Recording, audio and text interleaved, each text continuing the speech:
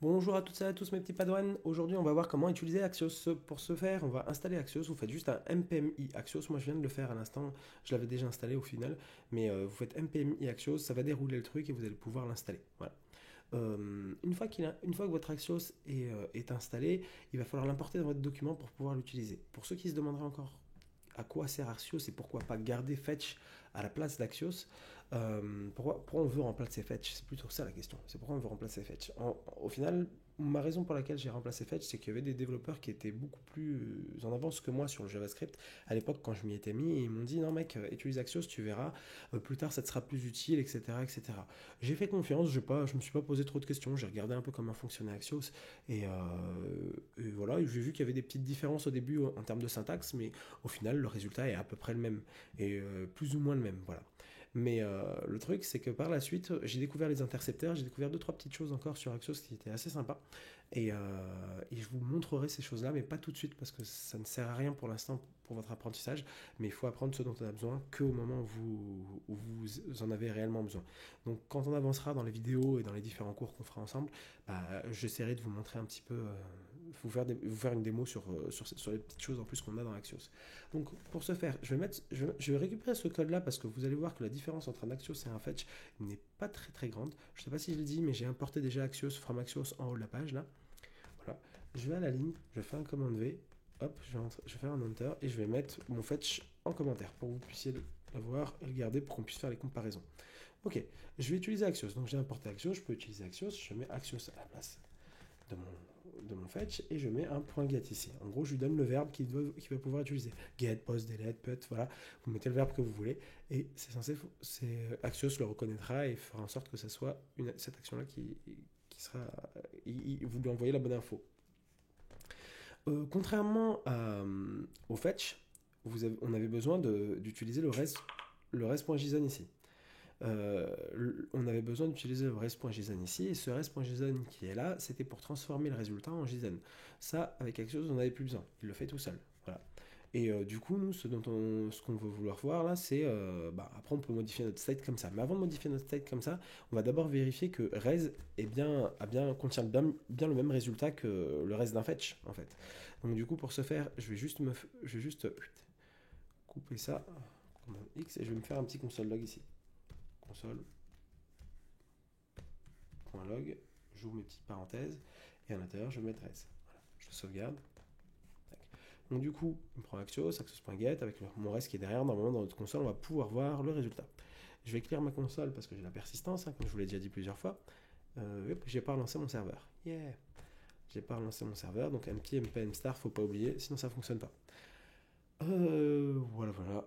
Ça prend un petit temps avant de se lancer. Ça, c'est les aléas du direct.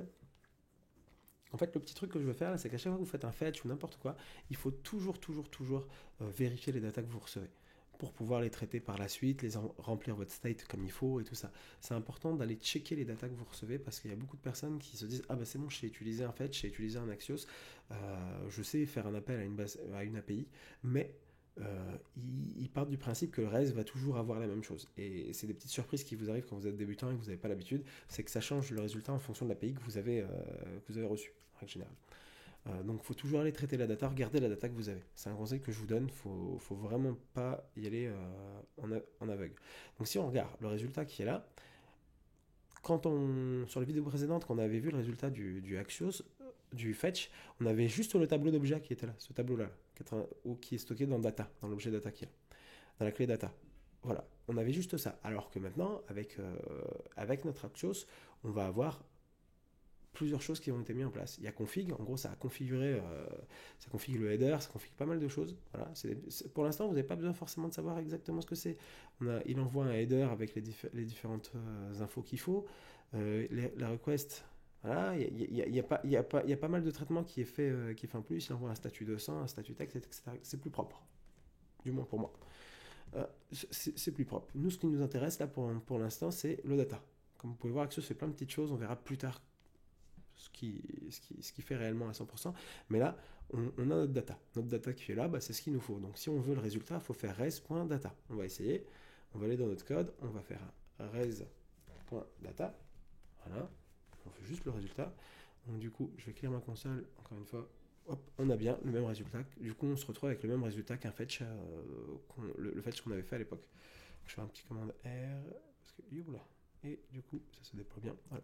Donc j'ai le résultat avec toutes les informations qui sont là. Très bien. Donc, c'est-à-dire que à la place d'avoir 10 state caractères res, comme il y avait là, je vais récupérer.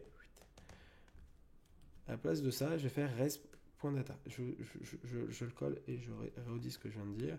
10.set state, encore, on va changer la state, characters, on va remplir la state characters. Res qui est là, on va lui mettre le point data derrière, qu'on a pu savoir grâce à notre test avec notre petite console log. Donc on sait que les datas sont stockées dans point data, on les range dans caractère et is loaded true. Ok, normalement ça devrait fonctionner ce coup-ci. Donc on retourne ici et on a le petit loading et les informations arrivent. Alors, ma connexion est un peu en carton, hein, c'est pour ça que c'est un peu lent. Mais dans l'idée, ça fonctionne. On a ce qu'il nous faut. Là, vous avez vu comment utiliser Axios de façon basique, très simple. Ça ne change pas beaucoup. On a gardé le point d'end comme on a l'habitude de faire. On a un point get pour pouvoir chercher l'information, contrairement au fetch qui est directement là, qui va directement. Mais dans l'idée, il n'y a pas grand-chose en plus. Je vais m'arrêter là pour la vidéo sur Axios. Et je reviens vers vous avec une petite vidéo où je vais vous parler de comment changer, parce que là, Axios, on renvoie une promesse, et après, quand la promesse est résolue, et après, on aplatit la promesse avec un point d'end pour pouvoir avancer. Et du coup, on récupère le résultat, et le résultat qui a été tiré par l'Axios, et on avance sur ça. Donc là, je vais vous montrer, et du coup, on peut faire un traitement sur ce résultat-là, on peut faire un peu ce qu'on veut. Je vais vous montrer comment l'écrire différemment. L'OS6 est arrivé et a amené avec lui une chose qui s'appelle A5 et Await. Ça, on va le voir dans une prochaine vidéo. Et ça changera, ça ne voudra pas dire qu'on ne doit plus utiliser le point d'en, mais on verra ça dans une prochaine vidéo. Je vais vous montrer l'autre syntaxe pour écrire un Axios ou résoudre des promesses en ES6. Voilà, voilà. À bientôt pour la prochaine vidéo et à tout de suite.